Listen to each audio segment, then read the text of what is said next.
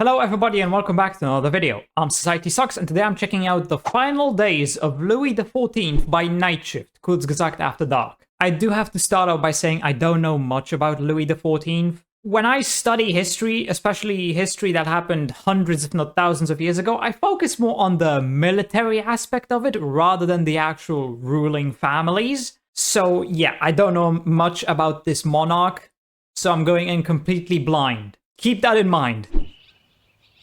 The king opens his eyes, and the world rushes to serve. Dozens of hands move in perfect rhythm, layering him like a cake. Scented cloths are rubbed, gold-laced silk wrapped, and lace cuffs fastened. Then velvet drops and curls are locked onto the towering wig. Finally, the red-heeled shoes are slid on as the sweet and heavy perfume settles. The bedroom fills with hundreds more people, all eyes drawn to his burning presence. Louis XIV, the Sun King, the OG of absolute rulers. His existence is scripted without intermission. A calendar and a watch are all it takes to know his every move throughout the day. Louis XIV wields power over millions, but he's trapped by his own supremacy, a force that will tear his body apart and torture him with unimaginable pain. What? The theatre of absolute power. It's 1682, and the king has finally moved into Versailles, his permanent home. More than 20 years in the making, this extension was among Louis's first royal projects. It's still unfinished, but it already outshines every royal estate, past and future. Its grounds could fit more than 40,000 tennis courts. And it isn't just a palace, but a trap wrapped in gold. Beyond the royal family and servants, some 5,000 nobles from every corner of France live here. Far from home, they have no power, and that only makes Louis stronger. In return, he gives them glittering titles, he's reducing their power, and the illusion that they matter. Nearly 1/5 of the nation's government spending flows into Versailles to keep the king's friends close and enemies closer. He starts the day with breakfast and a bowel movement. Doctors inspect the royal poop while he heads to mass. Drums and fifes mark his entrance as the choir starts to sing. They inspect his poop. The music changes daily, a personal playlist composed just for him. God may reside in heaven, but here Louis is his lieutenant. And duty calls. By 11, he's back in his quarters, buried in letters, finance and strategy with his ministers. The kingdom flows through his hands. The Sun King knows the status of every fortress and troop, and not just because he has to. He loves war. It's his favorite kind of glory. The goal is unapologetic. French territory everywhere, with his colonies stretching across the globe. Just like Kangxi, the Qing emperor, Louis is obsessed with grandeur. Yesterday, a ship of Chinese porcelain arrived, so he sends back a cannon. The afternoon continues with more diplomacy. Siamese envoys who've traveled for 2 years finally show up. Their jaws drop as the king greets them, draped in a coat completely encrusted in diamonds. He showers them with gifts worth around $2 million today, a small price for the publicity this spectacle will bring. A small price. Has Louis starving. His orchestra performs as hundreds of eyes track each bite of his royal mukbang. He couldn't care less about cutlery and loves devouring food with his bare hands. And his appetite is perfectly matched by tonight's obscene menu. Soups and pigeons in gold-crusted pies. Towers of chicken fricassee, partridges, tarts drenched in syrup. The smell of perfume, candle wax, butter and wine give the palace a heady aroma. But the real intoxication is not food, it's extravaganza. Tonight, 24,000 candles set the gardens ablaze. Rockets trace the king's initials in fire across the sky. Courtiers brag about partying through the night and sleeping through the day for weeks, lost in powdered wigs and champagne laughter. Louis's ego thrives on this indulgent chaos. But outside all the glitter and glam, the world looks quite different.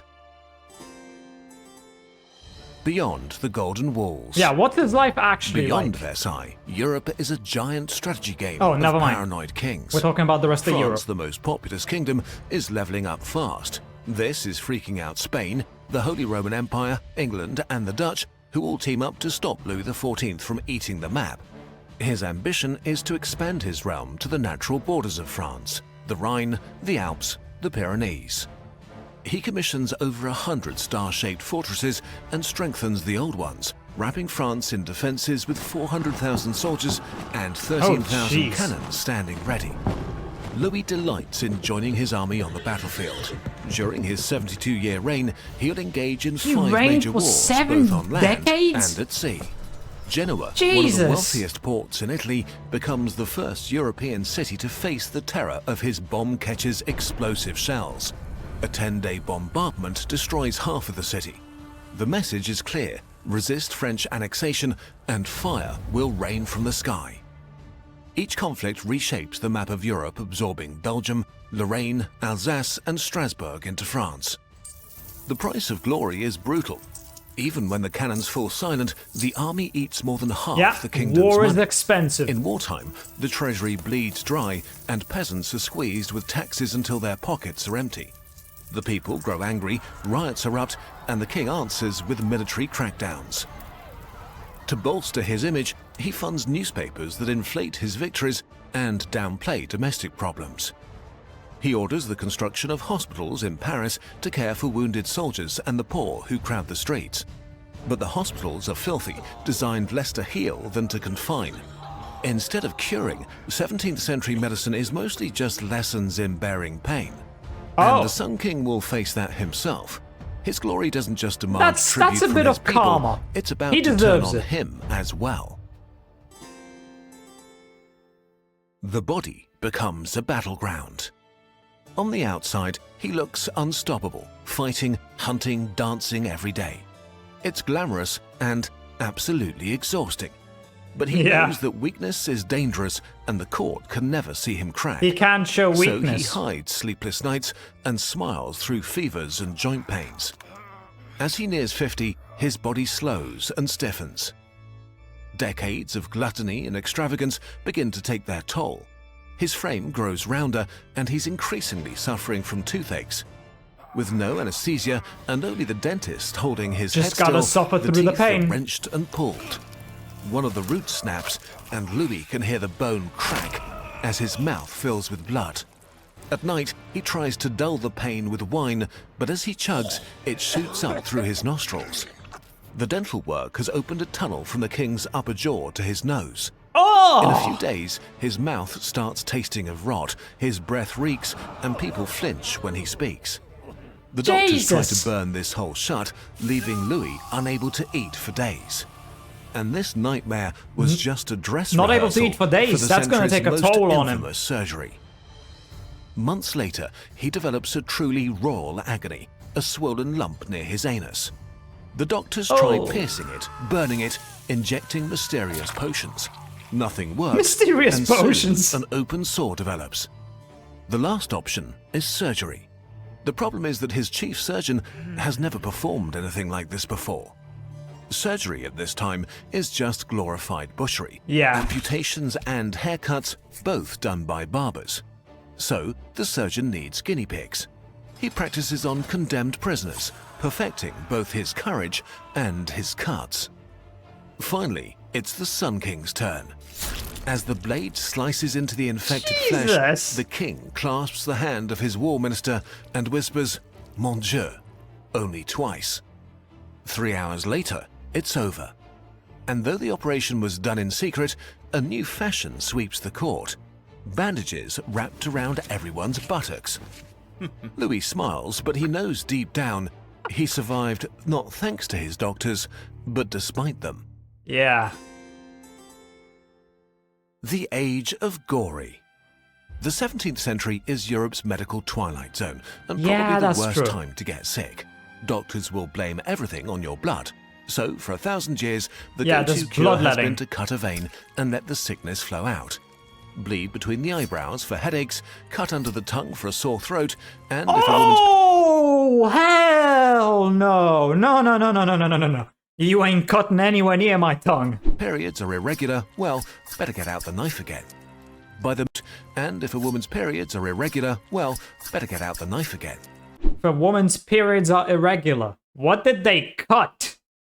You know what? I don't want to know. By the mid-1600s, blood circulation is discovered, and the invention of the microscope unveils a hidden universe of microorganisms, pulling medicine out of the Dark Ages. But this progress doesn't help sick people much. Doctors still use ancient treatments that can kill you faster than smallpox. Ironically, no one suffers more from outdated medicine than the most powerful man in the kingdom. By the turn of the century, the Sun King is in his early 60s, a miraculous age most people never make it to. He launches his longest and most expensive war for the Spanish throne, but gout, arthritis and rheumatism keep him off the battlefield. Now, his main enemy is himself. The doctors do their usual bleedings. This is the point where he would probably rather just die. With all his teeth gone, royal feasts are just a memory. All he wants now is to secure his dynasty, but a wave of measles tears through the royal family, killing his son, his grandson, and almost every other heir to his throne. Ha! They all receive the same treatment of bloodletting and laxatives. I guess that's more karma. Death claims everyone around Louis. He is somehow spared, but not forever. His time will come too. The final performance. It begins with a chill running through his bones on a summer day when everyone else complains about the heat. With a sharp pain in his left leg, a black spot begins to bloom on the skin. It's gangrene, his flesh starving for blood. Oh! The rot crawls upwards, his flesh consuming itself and turning black. The sickly stench overpowers the incense in his bedroom. The blood the doctors draw is thick and dark. Even donkey milk, praised for its healing powers, doesn't help. The nights drag on, and nothing quenches he is his actively terrible dying. thirst. He tries to keep working, but ministers can see death in his eyes. He faces it the way he faced everything else, as theatre. He summons his 5-year-old great-grandson, the future Louis XV, and tells him, "Try to remain at peace with your neighbors. I loved war too much. Do not follow me in that." It destroyed him. Over the next few days, he says farewells to ministers, courtiers, and princes. "I am leaving, but the state will always remain," he says, before he goes out like a candle. The afterglow. That was a good thing he said to the 15th. Be at peace with your neighbors, because war will destroy you. That was the one good thing he did. The last few decades of Louis XIV's life were a complete medical nightmare.